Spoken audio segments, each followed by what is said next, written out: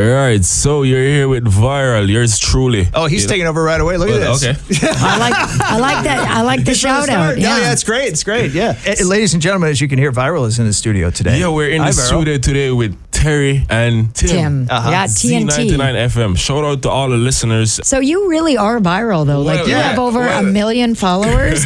Explain how that came about. Well, it's more like I would say it's more like a universal word.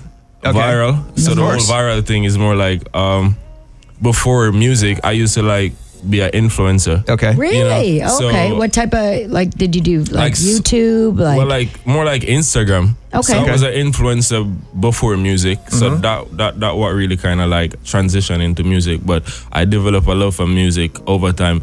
Before music, the influencer side, Instagram kind of like changed the algorithm, and that kind of went viral. That kind of take a little bit away from my influencing side, because now you can like boost yourself. Right. So a lot of business wasn't like really coming in like that. So were you doing like fashion? Were you doing like promoting different businesses? What kind of thing did you? How did you become viral? To be honest, it was more like a niche, like a meme. Oh, so you were getting stuff like that was taking off. So people just like to follow you because you were entertaining. Yeah. So I was still in high school, so we have a little bit of time on our hands and stuff like that. But we transitioned to music because of the whole setup kind of like changed. Once you're creative in one area, it kind of seems to expand to other areas. Yeah, definitely. Know? So I developed a love for music, and I said, why not just launch a musical career? And you have a platform. You have an active platform. If you have that many, followers as well. So we took a little step back on the influencing side and like full-time music. But music is like it's life. It's life. It's therapy. Yeah. So speaking of influencers, who are your influences for music? Influences, to be honest, my influences are kind of like a little bit different. They're like old school, I would say. We like love that. We love that, man. Yes, I would say like Earl Nightingale, like Sam Cooke. Back to the early 60s. Ben King. Yep. Oh, man. Yeah, those are my... Wow. Well, you like listening to my show on Gold then in the afternoon, like all that stuff we like play on Ben Gold. E. King, like Stand By Me? Oh, yeah. Ben King? Okay. Yeah. Sam Cooke, Change is going to come. Wow. Yeah, that's I one of my love favorite. that. So that's my inspiration to music. Apart from me being a Jamaican, Cayman raised, I would have said Bounty Killer, because, in Jamaica, music is like one of our biggest part of the culture. So you grew up here in Cayman then? Yeah, so I've been here, well, my mom lived here, so I've been here back and forth from Jamaica and here from like 2007. Okay. Yeah, I recently moved there in 2020. Okay. Yeah. What part of Jamaica?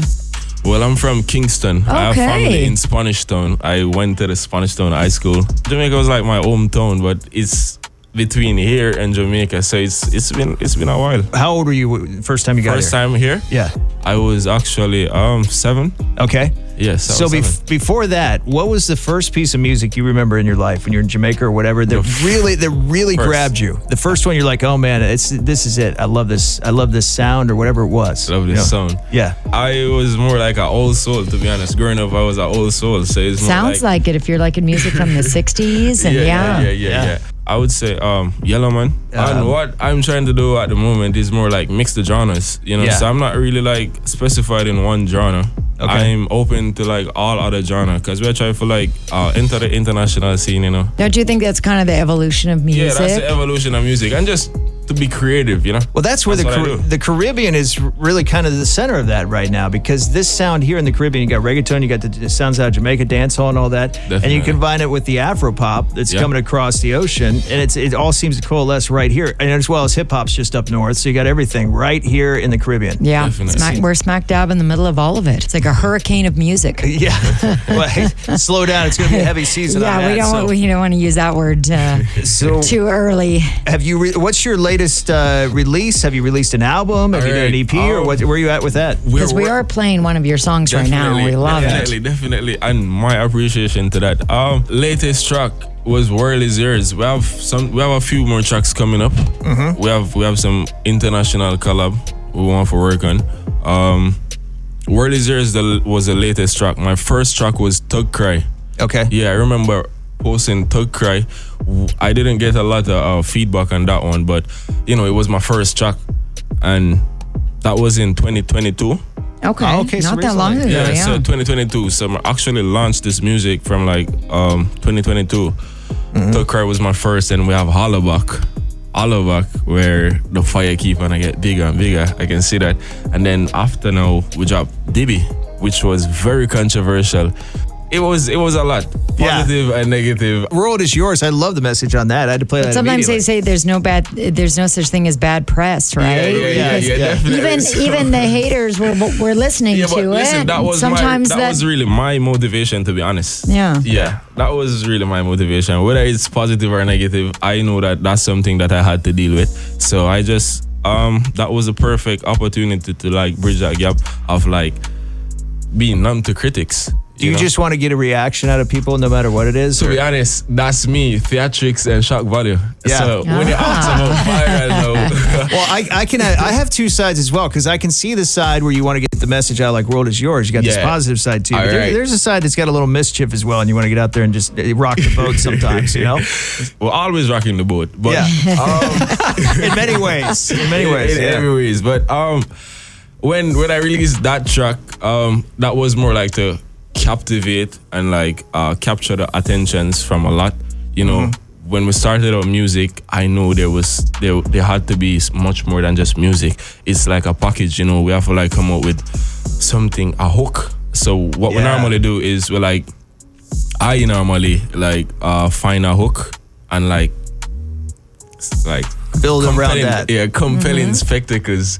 Or again, actually see, you know, in the outcome for this, we can actually see the outcome for this. So I started my music video normally I add on a mass. Yeah, nowadays we're like a mass in the music video. That was more like that was your hook. That was just to fidget the look and try to like create something like out of the ordinary. And isn't that true? Because you were talking about being an influencer earlier, and having over 1 million followers. But this is how our field too, any creative field really, the same principles apply. You're talking about a hook. You got a hook when you are an influencer, whether it's your meme or whatever the main theme is of that meme.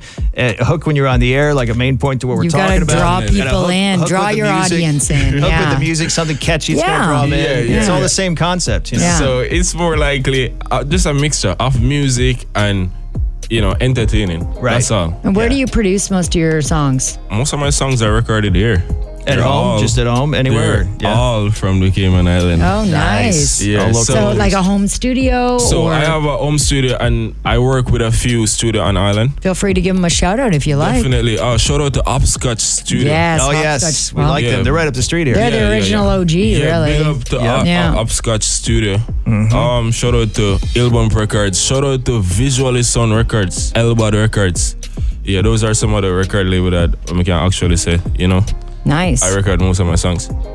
Without a lot of those recording studios, a lot of local artists wouldn't have the opportunity to record high quality songs, because not everybody has the luxury of having a proper studio in their home. Or they're talented singers, but they don't know the technical side of it. Right. And sometimes you need that producer to, you know, just find the right sound or mix it or, exactly. So that's great. Yeah, most definitely. With me, I never really had much guidance in it. To be honest, all of it was like researched by myself. Like I look at it like you have to be creative in your own way. Like everybody have a wave. You have to just find your wave and just say, listen, all right, if this what's working for me, let's just continue. It sounds like it's working for you, Viral. You found your wave, so ride it all the way through the barrel and keep going. We're going to play the World is Yours next from Viral. Really love this song. Viral is in studio with us today. And if you want to follow him on Instagram, give everyone, the way you spell Viral is different. Give everyone your handle. So on Instagram, you can check me out on all platforms, digital platform, VYRHAL, and that's it. VYRHAL on all digital platforms. So the Cayman Local Artist Series brought to you by Doctors Hospital and Integra Healthcare. Look for this at Z99.ky. Viral, thank you for coming in today. Most definitely. And thanks for having me. We can't wait to hear more stuff of yours in the future. World is Yours on now from Viral. Yeah, shout out to Z99 FM. Team and Teri live studio today with VYRHAL.